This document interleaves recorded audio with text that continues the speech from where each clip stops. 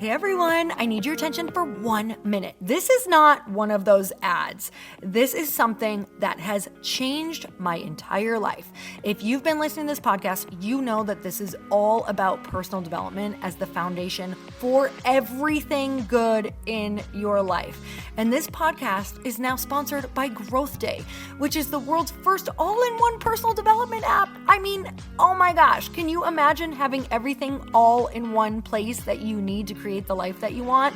Now you can. So if you've been struggling with your motivation, your mood, your productivity, or your purpose, you have to check this out. Growth Day helps you consciously change your life and achieve your potential. It has all the self-improvement tools, motivational classes, and life coaching all in one place. So many of us want to improve our lives, but the question is how? Where do we start? What do we use? How do you get unstuck? How do you make self-improvement stick? Well, research shows how. It's when you consistently journal, track your habits, set goals, learn from empowering mentors, and challenge yourself that you'll be happier, healthier, and more successful. But let me ask you something. Where do you actually do all of your personal development work? I have to tell you that over 300,000 people use Growth Day for a reason. It works. It's the world's #1 software for self-improvement. Growth Day has an amazing mindset journal that I absolutely love, a habit tracker, and a goal-setting system. In fact, I bet if you went to my stories this week, you probably saw me using the journaling app and telling you to do it too, because it's the first time that journaling has ever actually stuck consistently in my life because of this app. And best of all, Growth Day has live inspirational classes every single week from the world's top motivational speakers and life coaches. These are people who have impacted my life in huge ways. These are mentors who I already knew and loved. In fact, this is something that's so huge for me, you guys. I personally teach a class in Growth Day every single month, and it is one of the most fun things that I get to do, and I'd love to see you there. These classes will truly shift your life. There's always something new that you will learn. So join me and 300,000 achievers growing our lives with actual real intention. Visit growthday.com/Lori for a free trial. Yes, you can try this for free. So go to growthday.com/Lori and go live your best life. You guys, that's growthday.com/Lori. And I can't wait to see you there.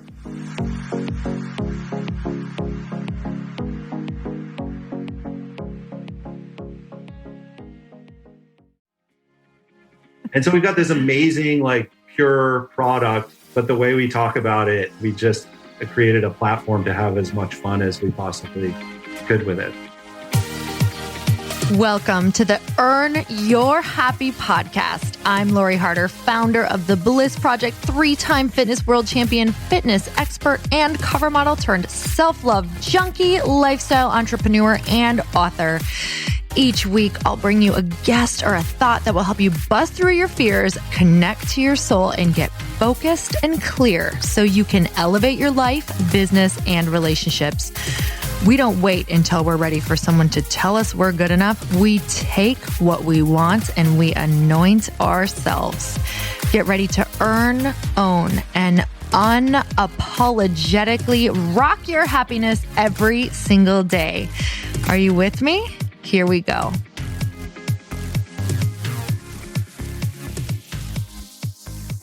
Hey everyone, welcome back to the show. I'm telling you, if you have a big idea, you're a big dreamer, maybe you have a hobby, something that you love, you can turn it into a business. And today's podcast is great for people who are really looking at how they can turn their passion into something much bigger. Brian Smith is an advanced sommelier. He is a Wink COO and co-founder.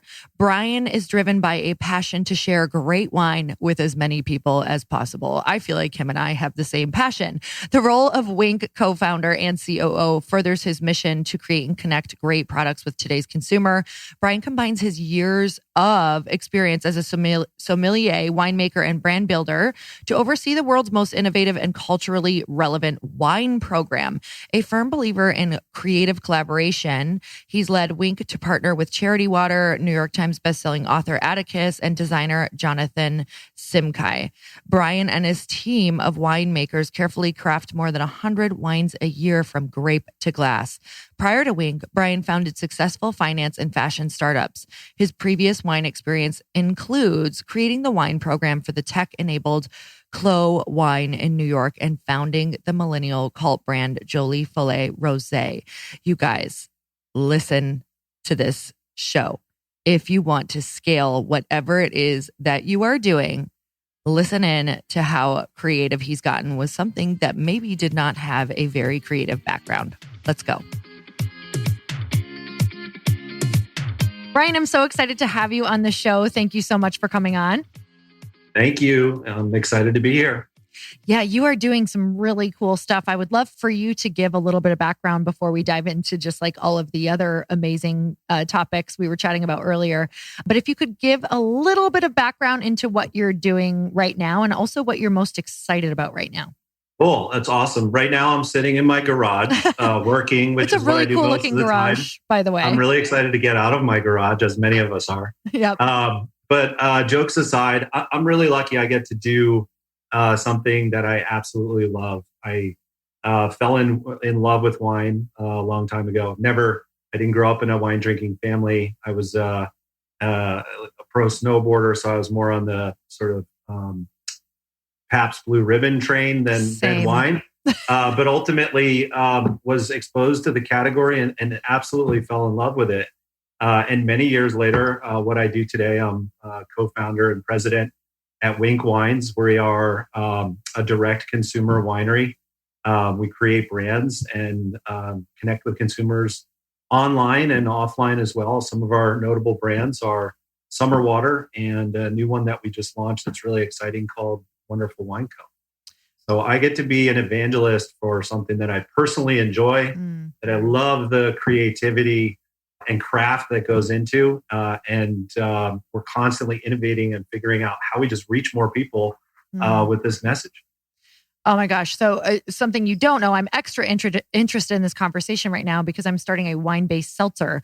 And just like, yeah, literally, I'm so excited. And by the way, I've drank plenty of Summer Water and it's awesome.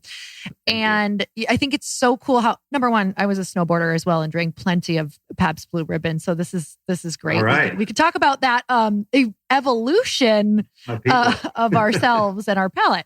But with that said, I really like to know like that point in your life of how this even happened. Like, how did this become an option for you? Because, you know, I think for a lot of so a lot of our audience is like entrepreneurs or dreamers or people who want to like get that spark of like, how do I reach the tipping point of knowing this dream is the dream? So I love to talk about that place where you were like, you know what, this is it. Like, I'm going to follow this and I'm going to go all in. What did that look like for you?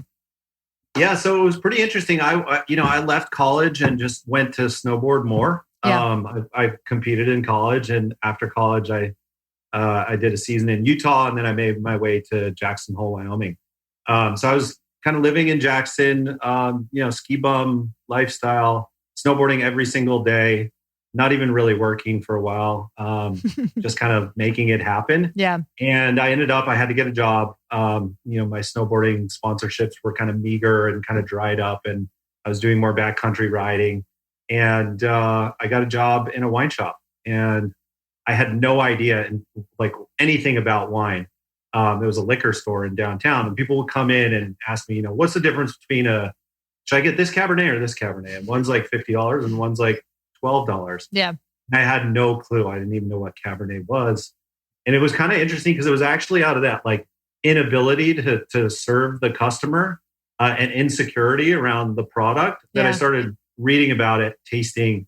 And as soon as I had this like experience of where you could read about the history or a place or the rich culture, where it is on the hillside, how close it is to the river, what grape it is, what time of year, all of these things that are sort of factual and inputs that could help inform how you enjoy something on a sensory perspective. So it's this combination of this like incredible data and diversity, rich cultural history mixed with a sensory experience. And being able to when I combined those two, I was like, this is so cool. I want to learn about this. And not only do I want to learn about this, but I want to tell every single person I know about this. Mhm. And I think I was lucky because they were all snowboarders, were all my friends. So I got to evangelize the category with them, put wine in their glass, get them excited about it. And that's when I was like, I'm just going to be a sommelier. Like, I want to go be Oh a my God. sommelier. Amazing. I'm just going to focus on this now. Yeah. And you can imagine, like, as a snowboarder, you can imagine living in a mountain town, like, Yes. you know, I was kind of a dirtbag. Yeah. A really good snowboarder, had a really great life, like not afraid to couch surf or anything like that. Yep. And going from that and being like, going back to that network and those friends and being like, you know what, I'm not snowboarding and I'm not going out partying because I'm studying the sub regions and appellations of Burgundy. Yeah.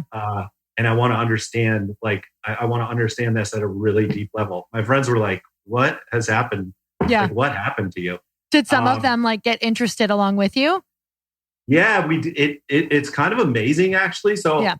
I was one of the first. I got really fired up on it. And then I started to get some of my friends into it that were in the restaurant business there. And as it turned out, there was actually this crop of like really talented food and wine people that came out of Jackson Hole. We had one sommelier who became sort of our mentor who moved to town. Wow. But there are Chris Pittenger, who is an amazing winemaker at Grovant. He has his own wine label. And Rick Lane. Jason Barakowski is a chef in Oregon at this organic Haiyu wine farm, which is really famous.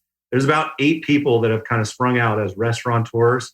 4 of them are winemakers and a couple chefs. So it actually created in this tiny mountain town just this really creative community of people that are now really respected and well established in the space. It's pretty bizarre. It's bizarre. Happens. And it also is just like so holds up with that theory of like, you know, kind of who you're hanging around. And if you become elevated and a couple other people catch on, it's just like, that's why you'll see these groups of friends and people like all running together who are really successful. Cause it kind of spurs that conversation. It all winds up, you know, no pun intended. I said wined, not wines, but I like wines better.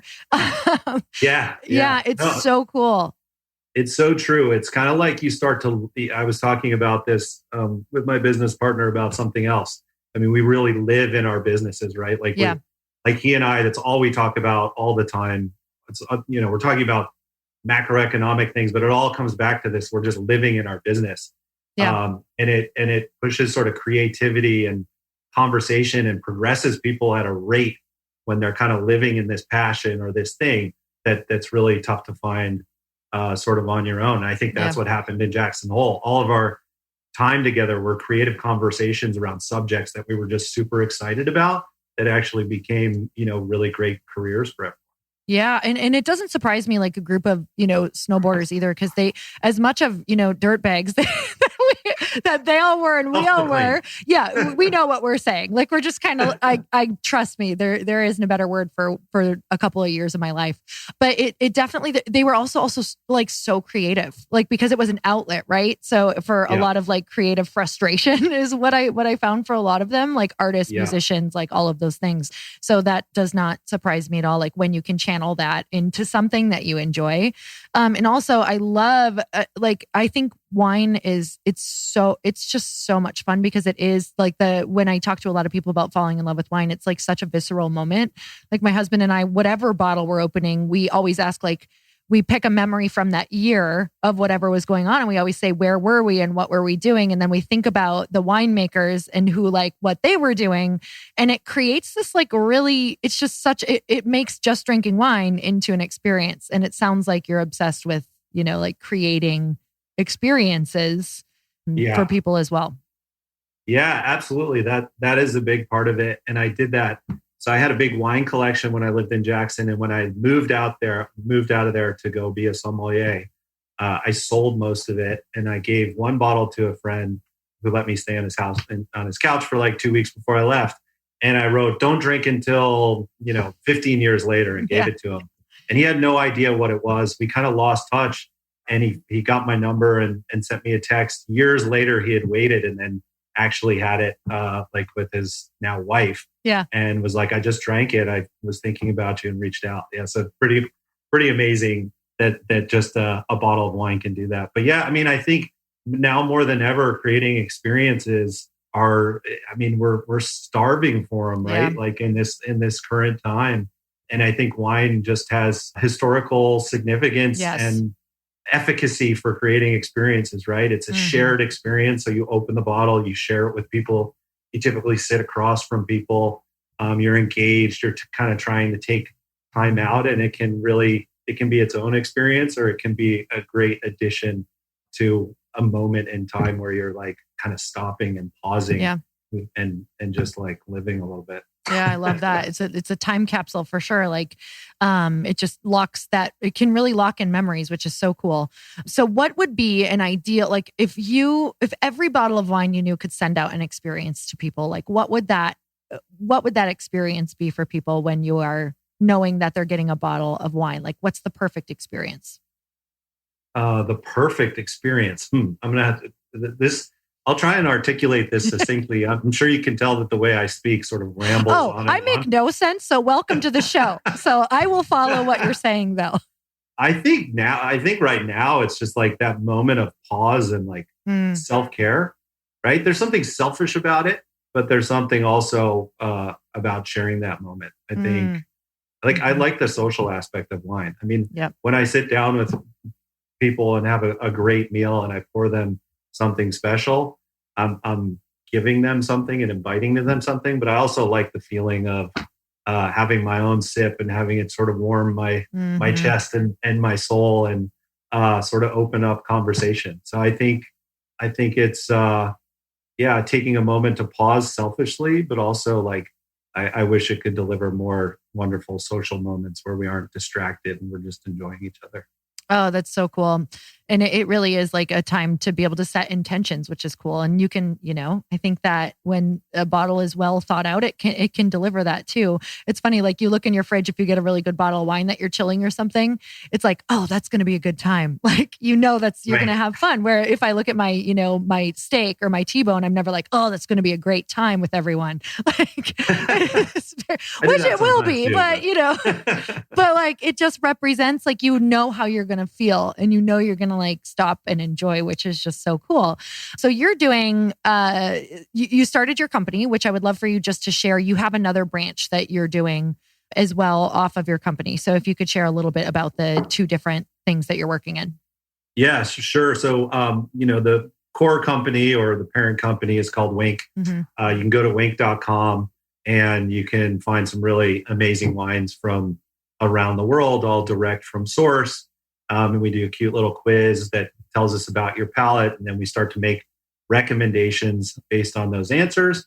And then based on how you engage with the wines versus ratings and ordering and you name it. So it's a pretty cool universe. The way we think about wink.com is it's like, if you could do a 1-page wine list from around the world, what would it look like? And that's what we're kind of shooting for. Very so cool. You can try all different varietals and really explore. All of our brands and all of our products are available there. We also sell a smaller set of projects that we started online with our online customers. They rated them, loved them, enjoyed them. They kind of became brands in a virtual world or in our community before taking them out and selling them into restaurants and retailers. So that would be Summer Water is a great example of that, and Folly of the Beast. And we have a low sulfur wine called Cherries and Rainbows, which is really cool. So those are sold kind of in restaurants, retailers on a national basis. And then we just launched a really exciting new project, really based on what we were seeing in the market, some personal preferences for things that we enjoy, and then feedback from our community of customers. And that's called Wonderful Wine Company. And so we've been working on this for a couple of years. I think organic products, natural wines are certainly an exciting and emerging trend in our space. And I think that if you look at other consumer categories, even cosmetics, I mean, food, of course, people really care about it, but cosmetics, other categories, you just haven't seen the same sort of value proposition and focus and dedication in wine that you have in these other categories. And part of that is just the consumer understanding of the wine category. Now, Totally. Wine's a natural product, certainly, but a lot of the wines that you find in stores are sort of mass produced and manipulated in ways that the consumers don't necessarily know. So Wonderful Wine Co. kind of cuts against that with full transparency and a focus on everything we can do to make this as environmentally sound and delicious as possible. Yeah, I love it. It's so funny, because I lived in California for a long time as of up until 2 weeks ago. But I would have these friends who were just like, they would only wear like natural clothing and they would only eat natural food. And then all of a sudden, like when they were drinking wine, they would drink whatever the hell was available, whatever was in front of them. And I was always like, that seems funny. Like they don't care at all about what they're drinking, which is fine. I totally have, I'm a walking paradox as well. But I always thought man, I don't know if there's a lot out there that when I go to the liquor store, it's like really clear that there's, better options, which is so cool that you guys are doing that. And you're doing it in a really fun way. Like I love the branding. I love the messaging around it. It's super, super fun. Totally speaks to me. And I know that you said before this, you're like, let's talk about anything hippie. And I was like, wow, you embody that brand.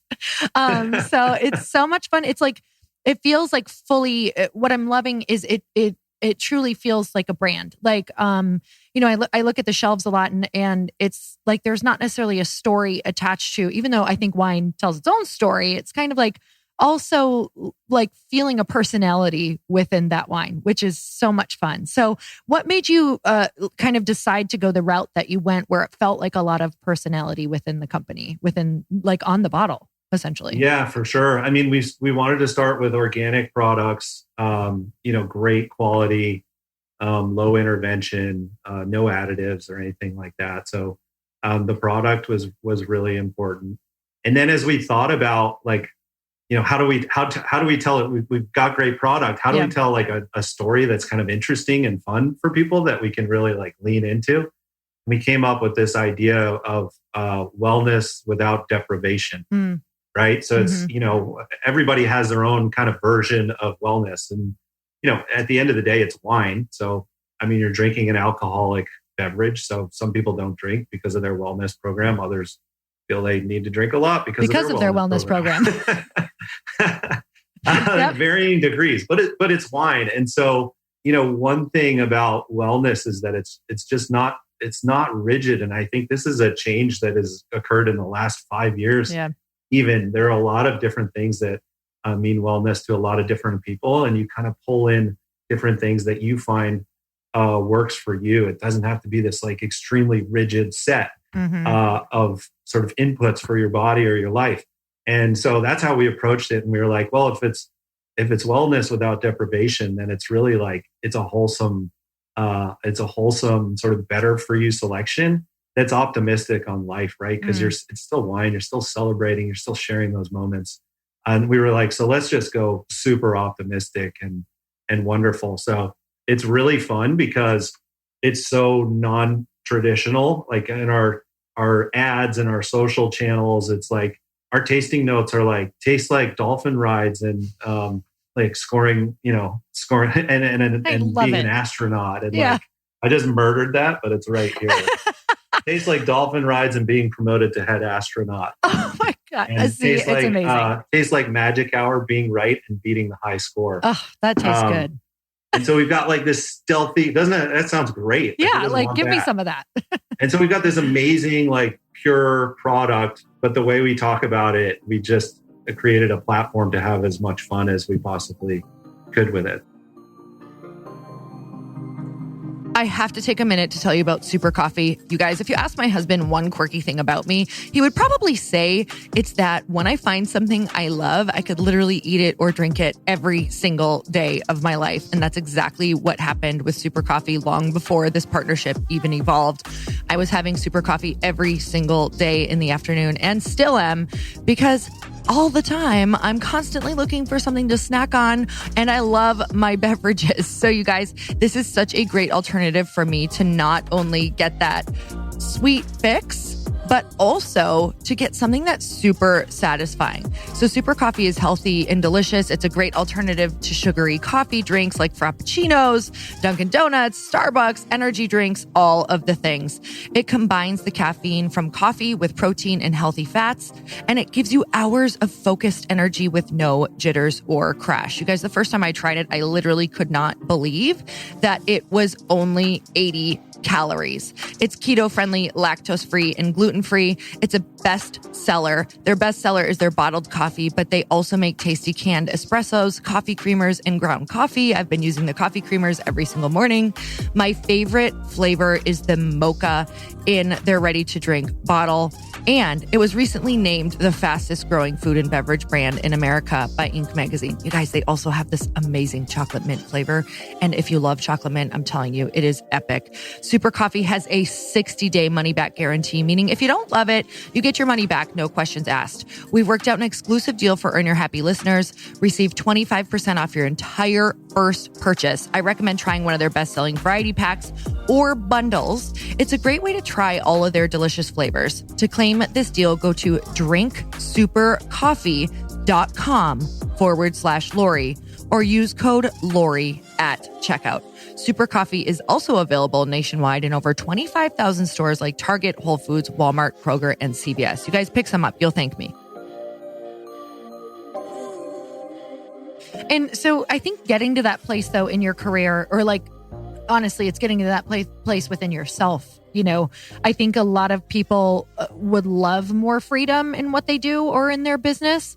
Was there a moment when you were just like, you know, maybe looking at the old model or deciding to be a bit disruptive, that you were just like, you know, I need to make sure that I'm having fun because this is when I'm at my best? Or what was like that moment of just like, I'm going to do what feels good? Like what were you weighing it against, like a previous experience? And what made you decide to just go completely opposite of what wine people would essentially like to describe a wine as? You know what I'm saying? Like what you did. Yeah, for sure. It was, I mean, I'm kind of, I don't know if you've ever done an Enneagram. Yeah. Love them. I'm like a 7-8. Okay. So I'm an enthusiast. So I focus on one thing and then I just like, yep. I'll discover something that captures my attention and I can't help myself. But I think it was, so I kind of like, I left snowboarding for wine. Yeah. And then I did wine for a while and I left for finance, which was pretty dramatic. Yeah. I went and worked in finance, commodity trading for a number of years. And actually my first business was a financial services business, a brokerage. And then I came back to wine. And when I came back to wine, I was like, I want to do a cool hospitality project, but I also want to start making wine. So I started making wine in Argentina. And that was the kind of the point where I found something, not only in terms of turning people onto wine, but I love branding. Like I love how do you create like more perceived value in terms of what's in the glass? It can be a great product, but like it can be even better if people respond to the messaging. What makes people pick something up off a shelf and then really enjoy something and like come back to it? And so it was really when I was launching my first brand and making wine in Argentina, I decided to do it in a 1 liter bottle. So it was like a bigger bottle, a non-traditional bottle size. And you would think a sommelier would make really expensive wine. I made really inexpensive wine that was high quality. The label looked completely different. It was like a wallpaper design that was like, you know, pretty progressive. And I just did everything differently. And I think that was a function of being in the snowboarding industry and being a part of like a tribe there, where there was so much like currency around visual identities and branding and like who rode for what. And like, you know, I translated a lot of those things that I really liked into a category that I was also passionate about. And it was different at first. And I had to fight to make it succeed, like literally fight. I think my first wholesale meeting I went into to like sell my brand, they were like, what do you think this bottle's going to actually fit on the shelf? Like nobody sells this size bottle. And I was like, oh my God, did I just like put everything into something that doesn't even fit on a shelf? Yeah, totally. But I had to fight through. I believed in it. I had to fight through it. It's how I viewed the world. And I thought I could be disruptive. And ultimately it was hard work, but I found that success, and that taking that risk and finding that success gives you the confidence to continue to be creative and push. And I think in business in general today, you have to constantly be reassessing the information that you have with your business, the information that you have from your consumers, the information that's out in the world. And you have to move really quickly and be as creative as possible. Yeah, so you're bringing wine to people in a different way than wine has normally been brought to people, and I know it's becoming more and more popular, especially with what's going on in the environment of the world with COVID and everything. But bringing wine direct to consumer to people, so kind of creating this like kind of, I mean, correct me with how to say it, but like a really modern like membership version of a wine club. What made you want to do it that way? Are you guys in stores? Like what made you decide that this is the way you were going to do it? Yeah. So, I mean, I had been building my own brand through traditional channels, selling into stores, standing in stores, pouring wine for people, telling my story in a one-on-one way. Yeah. And it was very effective. It was rewarding for me. And I was selling, building a brand and selling my wine. And when I met my partner, he came from sort of a payments background, hospitality background as well, real estate development, and then payments. But in payments, he really understood the lifetime value of a customer and sort of e-commerce metrics of acquiring customers and sort of building a direct relationship. And so we got together and he had gone out and tried to send someone some cool wine. He's, a younger guy, was looking for a wine that resonated with him, and all the wine clubs were sort of crusty and just selling faceless, nameless, sort of like back vintage, not great wine. There wasn't anything that was like really culturally relevant to us. And we had this passion and experience for the category. And so the idea was really to take some of the things I had been doing in hand-to-hand brand building and connecting with people, his experience and sort of scaling with customers, and create something where our message, our stories, our products could go beyond the constrictions of geography or people or the traditional wine market. And so we were one of the first direct consumer wine companies. We've been at it for about 8 years now. Wow. So that had to be challenging though, like all the different things and laws and all of the stuff that you had to face with that. And oh my God, can we just talk about shipping costs? So tell me about some of the challenges, and did you have any points in, of course you had these points, but tell us about some of the points where you were like, oh my God, I don't know if this is worth it. Maybe this is going to cost way more, or not sure if we went the right direction. Oh man, all the time. All of those. I mean, and that still that still happens. Gosh, I remember we threw a huge event early on. We were like, this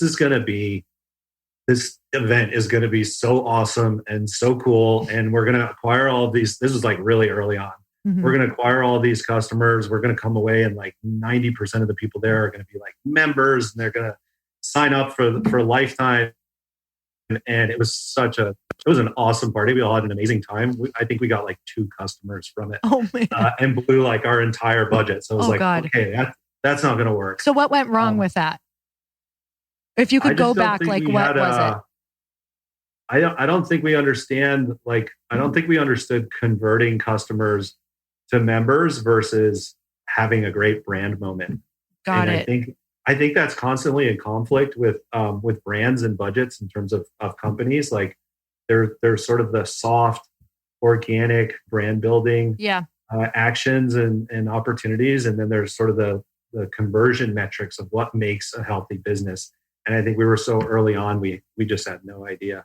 Oh God. Like that's so interesting though, because we work with a lot of entrepreneurs, and I think that I literally see that all the time. And I actually, one of the events that I had hosted for the past 9 years, like I think people think it's a great converting thing. Like, oh, you must sell so much stuff from it. And I don't really, but it's a tangible piece of the brand. So I learned to separate them. I was like, okay, this is what makes it really tangible for people, but it's not like you can get a real expectation hangover, like I'm sure you guys had the next day, if you don't know what it is, right? If you're not like, okay, everybody loves it and they got brand awareness, but maybe we didn't spend enough time like with the conversion portion of this party potentially. So exactly. Yeah. So what about, so I would love to know, because there's a lot of people listening who are in that space of like, maybe they're, putting a lot of their time out in kind of making a splash or getting their brand out there or getting their business or their coaching business or whatever it is out there.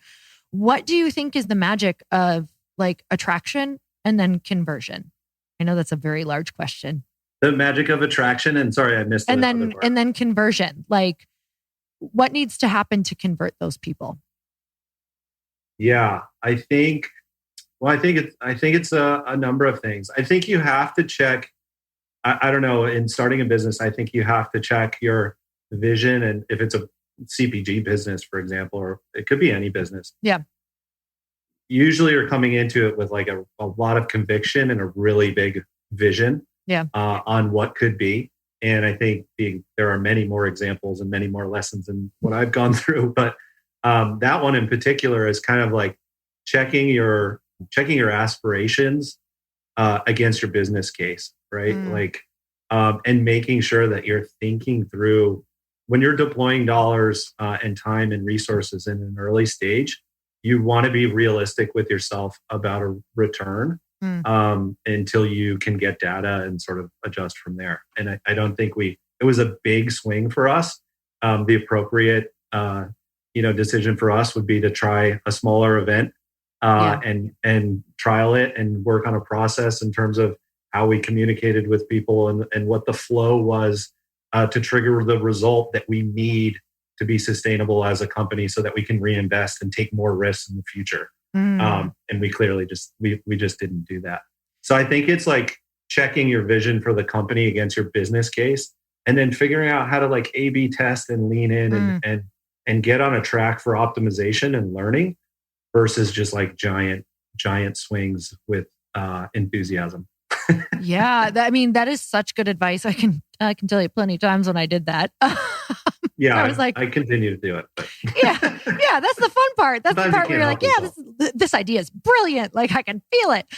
And I think for everyone listening, like just what I would love to know is, you had said if you don't have data, well, a lot of our ideas don't necessarily have data. So do you guys go out and look for people who have done something similar and try to collect all that you can? Do you bring people who have done this before? Or are you guys very much like going with your own ideas and just doing them a bit smaller and checking them against your audience? Like, how do you collect your info before you do it? How do we do that now? Yeah. I think now it's kind of changed because we were successful in taking some risks and moving really quickly, but we were able to find some nuggets that became the core of an experience that customers were looking for. And then we were able to get really efficient, really thoughtful in terms of how we connect and how we create value. So a lot of it is like testing to, having a thesis and a hypothesis around what's valuable, and then testing into how to communicate that and how to deliver that for people in a repeatable way that gets more efficient over time. So we were lucky. We've been able to get through that phase. Now we're really focused on building brands and launching new products like Wonderful Wine Co. And so in the wine business, we're in a unique position where we have this community of younger wine drinkers. Most of our wine drinkers and customers are millennial and Gen X. That's the bulk of them. It's a really interesting part of the market. Boomers kind of drove consumption and ratings by points and all of these habits for the past 20 years, but that's changing rapidly. And so now we have our own internal data points that we can measure against. Like for Wonderful Wine Co., we've seen an increase in lighter, fresher styles of wine, lower sugar styles. It's a low, no added sugar wine. So we've seen that as a trend. We've seen increased searches for vegan and sustainably farmed wines on our site. And then we've seen some varietal trends. So we're really lucky to be able to have a proprietary data channel that allows us to almost be more innovative, right? We've got people that are members of Wink that we've built trust with, that we can now be more innovative and put things in front of them in a small way and get actionable feedback that ultimately leads to like a full launch of like a Wonderful Wine Co. Yeah. So that's amazing. And so cool to watch the evolution of that customer and to be on top of like to understand that customer and then speak directly to them. How are you getting feedback? Are you doing this through, because when we talk to a lot of people, they'll come up with these ideas and I'll be like, so what does your audience want? Or what does your consumer want? And they're like, I actually don't know. And how should I get that feedback? So how are you guys gathering it? Are you asking for it? Are you having people, are you sending surveys? Like what's the best modality that you've been able to get it back? Yeah, for sure. I think it's a combination of things, right? You kind of you want your own intuition, and then you want to kind of test your intuition. Is Yeah. how we approach it in many ways. But yeah, we're doing a typical an e-commerce company with multiple products and multiple SKUs and a large data set of consumers. There's a lot of on-site behavior that we can follow. So there's a lot that's happening just in e-commerce metrics in terms of hover states and like heat zones on pages and like where people are going, what they're adding to cart, the velocity of the products. We can also look at, what social posts are people responding to, what emails are getting opened, what SMS are people reacting to. And if you've got sort of a synchronized communication strategy with these consumers, you can kind of pull trends out across the entire spectrum.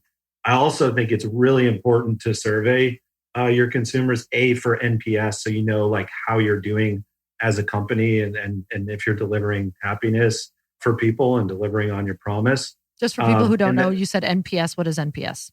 Net Promoter Score. Okay. So it's like an ongoing survey that allows you to understand people that are supporting the brand versus detracting the brand in your consumer base. So it's something as a company you can actually follow over time and focus your team on improving. So if you're doing a better job with the quality of your wines or your delivery or whatever it is, it should show up in your Net Promoter Score. So you're surveying your customers in a sort of programmatic way. Yeah. Also think it's super important to know who your best customers are and speak directly to them. I've definitely picked up the phone, and we encourage our team to pick up the phone if they'll talk to us, to share what it is that they like or dislike or want to see from us. So you want to talk to your customers, because the way people may perceive you might be very different than the way you perceive yourself. So there's some learnings there. And then we do innovation surveys and types of surveys where we let and invite our audience to give us their feedback on different ideas that we have and categories that we're thinking about. And that's incredibly valuable too. But I think it's this whole spectrum from sort of super technical data and site behavior, clicks and open social listening, all the way through programmatic surveying, and then picking up the phone and actually talking to your customers face to face. You usually learn so much. Oh my God, there's so much to be said about that. Because right now someone might be listening and they're like, well, I can't really do that data end, or I don't, have access to that. Or maybe I feel like that's way over my head. But there's still, just like you said, some of the most power is actually in picking up the phone, just throwing out a survey, whether it's on email or it's Instagram or whatever that is. Like I can't believe how much you can get back just from what we already have at our fingertips. Yeah, the company that I'm building right now, like I actually had them build the branding with me with what resonated most. And I can tell you, like, it's accurately for the exact person that I'm talking to, because it was built by them.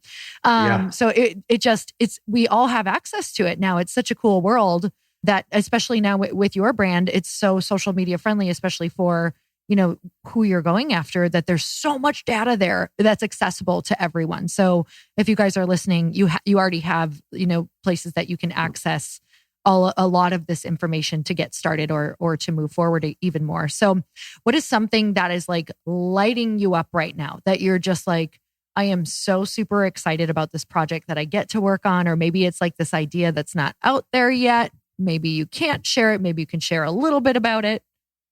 Yeah. I mean, I'm pretty focused on Wonderful Wine Co. that we're just in such early days. We just launched a few months ago, and it's awesome because it's a startup within a startup. Yeah. So you have all of the same decision points and challenges where we have some reference on what we think the business can be, but it's very dynamic. And like you said, the future, like we're still designing the future of it. So that's super exciting. And I love that it's organic, and I love that it's kind of, from the brand perspective, it's a bit limitless. Yeah. So that is really exciting for us now. It's like prioritization. And then we're working on a bunch of alternative format projects. Wonderful Wine Co.'s lightweight glass, sustainable corks. Oh, that's cool. Recycled paper. It's a focus for our company. And I think when you're shipping heavy bottles of glass all over the world, it's really important from a farming perspective, but also just a supply chain and production perspective. So alternative packaging is super exciting for us right now. We've got a couple things launching in the beginning of next year that we're just like tinkering with and figuring out right now. And that's a lot of fun. Oh, that's so cool. And I think what's so cool about the evolution of ideas for anyone listening, it's like sometimes we think in the beginning that maybe you're going to be a wine company and this is what you're going to do. And all of a sudden, when you kind of have that down, you're like, I actually love marketing and packaging. And I think that we have an opportunity now that we have an audience. Once you have an audience who's tuned into the same general idea, it's kind of like all of these cool, fun projects can come from it. Long as you keep your focus. Correct. It's probably very easy to be like, oh, I'm going to shift over here. This is super fun. And then forget about what you're doing. So personally, what's going on right now in your life that you're excited about? Or do you really intersect both? Are you like, you know what? Work is also what I'm most excited about. I am pretty excited about it. We've been very lucky in this time to keep everyone working and continue to grow. So it has taken a lot of work, spend a lot of time on it. I'm also just trying to like chill out. That's not a very good answer, but just trying to. I get it. Trying to chill, like trying to come up with more routines and programs that building better habits that just kind of can help me out. Like right now, I'm doing a 30-day Wim Hof breath work. Thing. I love breath work. I've done like a lot of classes here in Venice and it's something that I really enjoy, but I kind of got off that. So now I'm just doing 30 days. So it's a lot of like little sort of repetition, habit building tricks. Yeah. And then I have two beautiful children and a lovely wife, Gina. So spending like just trying to make the time with them in the best quality. So a lot of it is like, I think for me in this period, it's been incredibly busy, but honing in, it's also, I'm trying to hone in on what's really important and be extremely focused on those things. And there's a lot of sort of joy and excitement that comes from that too. Yeah, that's awesome. So I talked to a lot of really like high operating energy, what is successful to the external world, people who also like, you get those moments of needing like a change or needing that moment of like needing, you need to take a little more care of yourself in order to operate at such a high, in such a big way. And a lot of people, myself included, do things like that, like the cutoff point, like I'm just 30 days. I'm going all in. Totally. This is it. Like, or like, I'm not drinking for 2 weeks. Like I'm obsessed with wine, right? But I have to do that a lot. I'm like 2 weeks not drinking. Okay, we're going to do this, and then just blurt it out. Yeah, exactly. You're like you're by yourself, and you just blurt it out. You have to. It's like talking to your. First of all, I don't know if you talk to yourself, but that is keeps me on track. Myself keeps me on track. But if that moment of like the cutoff point, what do you think that is? Like, why do you do that? Like, why did you pick? I just need 30 days. I think it's when one behavior is interfering with your success in another area, right? Yeah. Like I believe in wine and in life, balance is huge, is very important. But I'm kind of an obsessive person, and so I'd like to build in. I have some pretty good habits, but I'm never going to be the perfect person. I know a few people that I think are perfect. They're probably not. But I'm like, man, they got a good routine going. Yeah. They seem to be all over it and have their shit together. Yeah. They probably don't in all reality. So for me, I think it's like when I'm like really trying to get something and I feel like I'm not getting there and I can identify either causation in my life or something that might help. And then I'm like, 30 days, done. I'm in, committed. Me too. Yep. And that's a moment that that moment actually feels pretty good to me. Yep. When you commit to something like that, you're like, that's it. I'm making a change and this is what the change is going to be like. And I've now just committed to it. So let's see what happens. God, I'm the exact same way. Because I think the teetering back and forth, like, I'm going to kind of try. That's the worst spot ever. It takes up so much energy because I'll do the thing that's, pulling me away from what I actually want again. And then I'll feel bad about it. And I'm like, either choose to not feel bad about it or freaking stop doing it. But this in between like energy expenditure on this thing while your brain's trying to operate on your business or, it's such a drain, like having that constant thing in the back of your head. It's so true. I mean, prioritization is such a big thing for me in business, like constantly reprioritizing and thinking about like what are the few things that I can do that affect change and what I'm trying to accomplish personally and professionally. But yeah, that kind of, if you don't have clarity there or you're kind of like in between, that's why it's nice to have things that are time bound and maybe not too long. Yeah. But if you're like in between, there's definitely an emotional drag. You kind of seesaw. And then also just like, I feel like people face decision fatigue. I know I get like major decision fatigue where there's too many things hanging out there and you just need to like shut them down and move on. Yeah. Can you give an example of that? Because I couldn't agree with you more, but just what are some things that I mean, go from maybe your average person to a business operator. What do you think are some of the things that you see people just getting stuck on? I think in I think you kind of have to self-check on that, right? Like, I think in business, there are things that I'm just thinking about in the background that I have not addressed. I know I need to, and I know they're either big issues for me to face or like value to unlock or put away. So for me, it's always things that it's trying to identify the things that you're sort of like you're focused on, but not focused on, but they're hanging on you. You have to be able to dive into those and create the time in your back-to-back Zooms or whatever your life looks like with kids or who knows what, but everybody's short on time. You got to create the time to like go deep and try and find a solution. If you can do that, it's so worth it.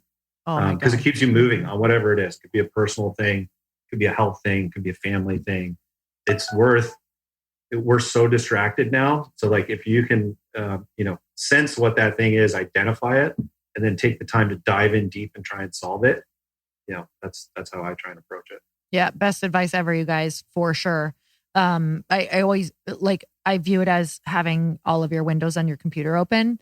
And you really just want to focus on the one that's up right now. But you have every single tab draining your battery. And I used to think I didn't have energy. I was like, I don't know if I have the energy to be able to run a company like this. I'm not sure. And then I realized I had a million windows open that just aren't important.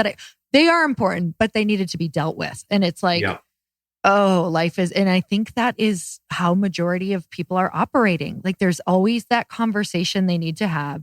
There's always that boundary they need to set. There's always that, thing that they need to forgive in themselves or another person or a family member. And it just, we only have so much energy in a day and it just freaking drains you. So you don't have to tell me right now, but do you have one right now that's just like eating at you that you can feel your energy going to? Or do you always kind of get a plan around it, or how do you deal with it? No, I probably have like 3 or 4. Some I probably don't want to talk about, but yeah, we don't have to talk about them. Those are always the ones no one wants to talk about. Sub 5 all the time.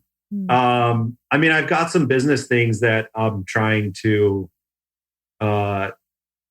figure out, and without going too deep into it, it's a directional strategy that requires clarity before everyone starts like going in that direction and working as a team to achieve it. And it's not quite there. And so there are people kind of in between, which is frustrating for people and also not effective. And so I need to stop and like get an answer, find an answer. I know that's not really descriptive, but it's around a long-term roadmap for something that requires significant investment and requires high alignment from our team and organization. And I feel like I'm kind of roadblocking with this challenge and I need to unblock. Yeah, I actually think it makes perfect sense because I think in our teams of different things that we've done throughout, whatever that is, it's kind of like if I have another partial vision and I just gave them a different vision and then I bring in this other one because I'm an idea machine and that's actually like a huge thing I need to hone in, that they get really, I watch them that's out of anything else that could like go wrong in the team. It's typically they're going different directions or they're confused on what I'm trying to tell them because they can't get focused, right? It's like how we feel when we're not focused. It's like your energy is kind of you're just like throwing crap all over and nothing goes anywhere. Yeah. You want to avoid sort of churn and confusion. And that's why alignment and like culture in a business is so important. You've got to have that trust and then be able to have those conversations to get to alignment. But yeah, I totally agree. So that's something that I'm working on. Yeah. Not too descriptive, but you understand the problem clearly. Totally. Yeah. I got one right now that, I'm solving. We can chat afterwards and help each other through it. Yes, detail. for real. For real. So who helps keep you in check in your life? Who or what? Oh, who or what? Mm-hmm. I mean, pretty much everyone. I mean, I've got a long lead. I mean, I guess I'm kind of a likable guy, so I get away with, I don't know if I can say that, but I get away with more probably than I should. But certainly my kids, my wife, my business partner. It's pretty awesome having a business partner, actually. We have very different styles of communication, looking at the world, running a business. But it's been incredibly valuable. We check each other all the time. And sometimes we're really good at it and how we communicate it. And sometimes we're not so good. Yeah. But it's a work in progress, and having a partner that you really respect and you guys can challenge each other has been incredibly valuable for me. So we keep each other in check quite a bit. Oh my God, that just resonated super deep. Like it's funny. I'm building a company, but right now I'm like dreaming of that person who I can bring in different ways. But like, I really feel like as humans, our best ideas obviously do come like together and ideating together. And like, also, I'm sure you feel like some serious accountability for showing up, where if you were alone, you'd be like, at the end of the day, it's my company. If I fail, it's only on me. But when I have someone else, I'm like, oh, dang, like, Absolutely. I actually have worked with a corporate coach or some leadership coaches who have helped us with some cultural things with our team. And that was a huge part of it, was having someone to sort of speak with openly, but that I was also accountable to on a regular basis. And that it was pretty interesting. Just that fact alone, that accountability makes you sort of address some of those difficult decisions and makes you work on things in a cadence that might slip if you were left to your own devices. For sure. Okay, I could talk to you all day, but my last question for you is, what do you want? Like, if you could only leave one thing with people in the world, like just you had a billboard, this was your billboard, it's the only thing that you could leave in the world, like a piece of advice. What's something that you just want people to know about life? Something I want people to know about. I'm conflicted. Wisdom. Yeah, billboard or life. I had a billboard idea, and then I was like, what do I want people to know about life? Yeah, you're like, wait, I love marketing. What can I put on a billboard? Yeah, I was like, I've got a great idea there. I think just that, gosh, I wish I had something better to say. Oh, I usually don't. So I'm excited to hear your answer too. I mean, I think it's like you gotta just like believe in yourself, but accept yourself as well. Right. I think that balance of like, life is going to change, but why don't we just stop there? Believe in yourself, but also, accept yourself as well. Grace. It's the only way you can actually grow, for sure. I love that. Well, I'm so grateful for you. And I would love for people to learn about how they can like be a part of what you're doing and get all of the wine.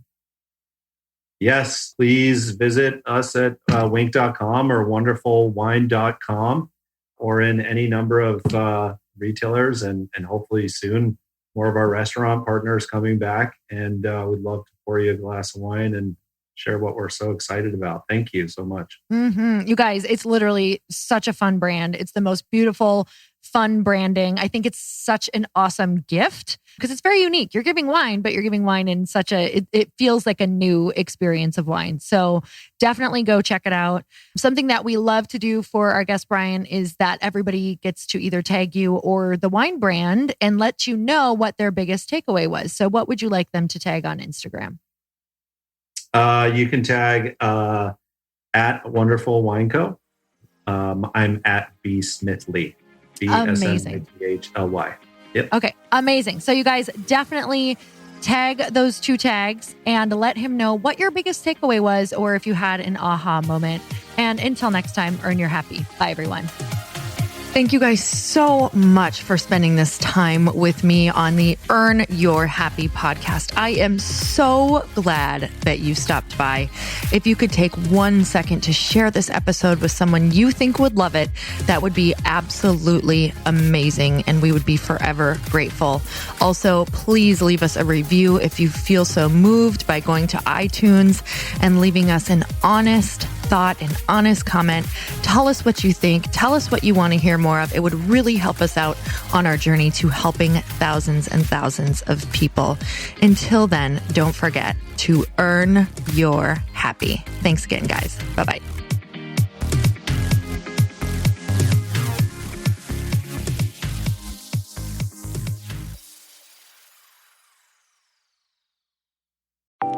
Want to know a huge secret to my success? Okay, not only my success, but just about every single person that I have interviewed on this podcast who is successful has this in common. You guys, they love to journal. They capture their life lessons and what they're grateful for. But a lot of people don't keep this up consistently. And most people do know that the research shows that journaling deepens your gratitude and increases self-awareness. But did you also know that journaling decreases stress and helps you achieve your goals faster? In fact, journaling is a huge differentiator between average performers at work and high-performing people. It leads to longer-term clarity, confidence, and success. So why don't more people journal? Why didn't I journal consistently? Honestly, they don't like staring at a blank page. It's hard to carry a book around with you or a notepad, and they just don't even know what to write about, or they just forget. That's why I know that you're going to love Growth Day. It's the world's #1 system for self-improvement, and it's like all-in-one personal development in an app.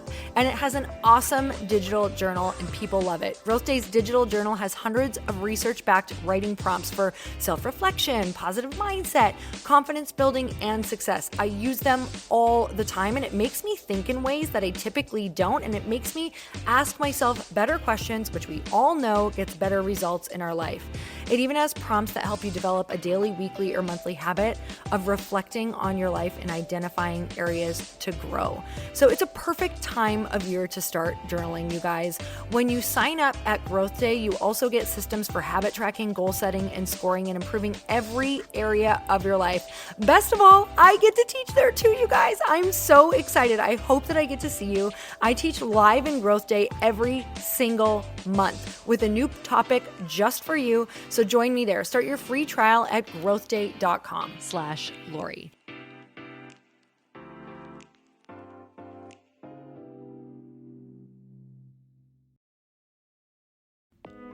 Hey all, I'm so excited to share with you, Earn Your Happy is now part of Growth Day Podcast Network. A bunch of us are coming together to bring more growth to the world and support shows and brands that we truly believe in.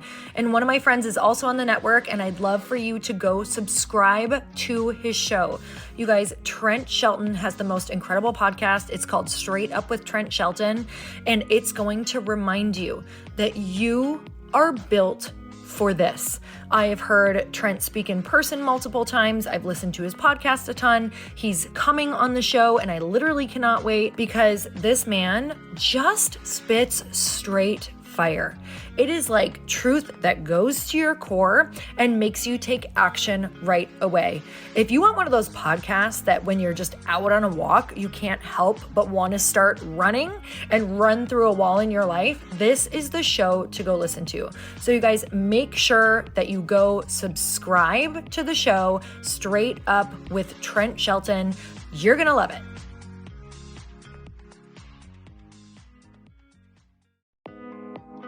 Hey, thanks for listening to the podcast. And I want to make sure that you have my phone number, and I'm not kidding. Did you know that I have a community text number? For real. My phone number is 310-496-8363. This goes directly to my phone. All you have to do is text the word daily to 310-496-8363. And I literally text you every single day, Monday through Friday. I actually just got done 30 seconds ago texting a bunch of people back, and I talk to you all of the time. You guys, people always ask me how I got my community text number and how it works. Well, all you have to do is you can just go to community.com and get your own. Community makes it easy to get a phone number that you can use to build your audience using text. People just text you at your number and they're added to your group. Then you can text them out audios, video links, anything you want. You guys, I text out happy birthday videos.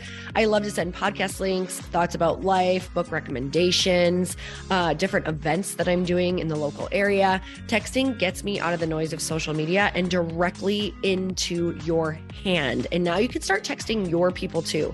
Just go to community.com to get your phone number. They give you a 10-digit real phone number, not those weird short codes that look like spam, but it's more than a phone number. Your new number comes with an inbox for SMS and texting. This means you can actually manage your text list from your computer and an app on your phone. You can schedule text to send at certain times and to certain groups. You can even set up auto replies or let your assistant or customer service team answer your text messages via Community's awesome dashboard. Just go to community.com and ask for a free demo. They'll show you how it works and get you your number. It's time to start texting your audience versus just posting on social media. Everyone uses Community for that. So go check them out at community.com. I can tell you it's not just great for communicating with my audience, but Chris and I use Community and our texts to also sell out our launches. I'm telling you, you get such an incredible response because you really are creating a true, deep sense of community. And it's so intimate. It's freaking amazing. Go check it out at community.com.